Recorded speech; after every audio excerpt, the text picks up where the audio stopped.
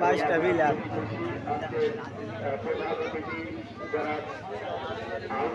আহমেদ যাবেন তিনি বলেছেন ধোয়ামুক্ত আলহামদুলিল্লাহ আমরা দেখেন আমাদের ছাত্রেরও সৌভাগ্য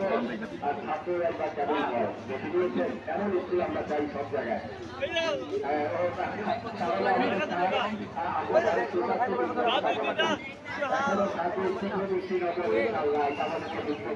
আলহামদুলিল্লাহ আমাদের আরেকজন সারা বিশেষ অতিথি সাবেক শিক্ষক মিজারসাবি পলিটেকনিক একাডেমি যারা